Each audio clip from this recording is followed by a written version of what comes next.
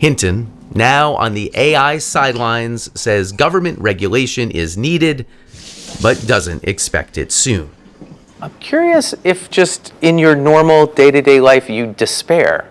You fear for the future and assume it won't be so good. I don't despair, but mainly because even I find it very hard to take it seriously. It's very hard to get your head around the fact that we're at this very, very special point in history where in a relatively short time, everything might totally change. A change of a scale we've never seen before. It's hard to absorb that emotionally. But mostly, the rapid progress really worries him. The best way to understand it emotionally is we're like somebody who has this really cute tiger cub. It's just such a cute tiger cub. Unless you can be very sure that it's not going to want to kill you when it's grown up, you should worry. In the race to develop robots that are smarter and faster, a test of sorts, pitting 12,000 runners beside 21 humanoids along a 13-mile course billed as the world's first half marathon starring machines. Unlike the human runners here, the robots have a choice. They can have their batteries changed or just lie down. It feels like I'm watching the development of machines, the development of artificial intelligence. The event was hosted in an area of the capital called E-Town, which is a government-backed hub for high-tech manufacturing. China is aiming to lead the global race in cutting-edge technology. For me, I think in about 5 years' time, these products will begin to appear in everyday life and in the family home. There may be certain limitations on their capabilities at first. It's impossible for them to do all the housework for you, like a maid, but their capabilities will improve. There were some mishaps along the way. We met Tiangong before the race. He's saying hello. Nice to meet you. Nice to meet you too. In a demonstration of what the company calls embodied intelligence that plants smarter AI into a more durable body with legs that function like human limbs over varied terrain. Next generations can look more lifelike with silicone skin, hair, and facial expressions. What's your name? The idea for humanoids to do jobs ranging from manufacturing and home repairs to companionship and caring for the elderly. For a lot of people, this might be freaky.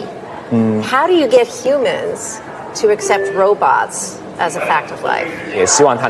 We want robots to feel more real, says Wei Jiaxing, so people feel more comfortable around them.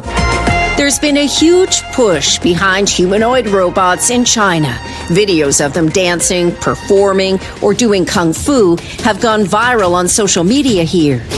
China's government and state media promoting the industry as the next big thing, like the campaign behind Chinese electric vehicles. But developers say this is just the beginning and predict it won't be long before robots are not just running races, but are helping to run homes and businesses too.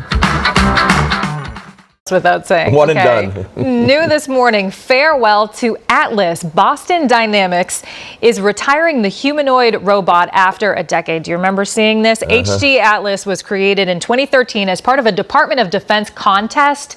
We've seen it walk, run, backflip, twirl, and dance over the years. Kind of creepy.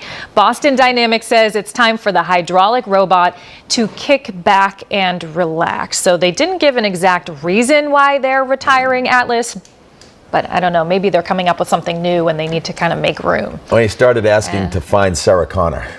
Oh, yeah.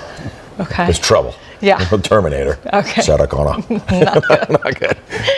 Totally awesome or totally frightening. Look at this. China's military has released this video of a four-legged robot marching through a field with an automatic rifle mounted on its back.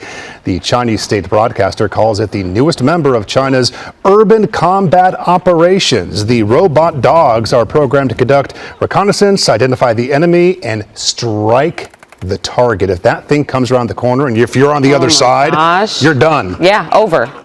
Kevin, your thoughts? Are you worried? Are we falling behind? Does stuff like this worry you that it comes out of China? Or are you so confident that we still have the lead in all of the AI humanoid bot race? No, we're in a, listen, we got to worry about this. And yeah. We have to own this space. We need more capacity for AI. Right now, the demand for AI data centers in America alone is 45 gigs. We only have 5 under construction. The Chinese are building faster than us because they're using coal to generate the electricity, and we've not allowed that here. We got a big problem because this is moving by every 12-month cycles, and so we can't. Are you going to let a Chinese robot walk around your house with a camera on it? Are you kidding? So we got to catch up on this stuff. Glad I'm 77. Hinton predicts AI will make authoritarians more oppressive and hackers more effective. He now spreads his money across 3 banks. The exact odds of an AI apocalypse are unknowable, he says, but hazards this guess: a 10 to 20% risk AI will take over from humans. People haven't got it yet. Yeah. People haven't understood what's coming.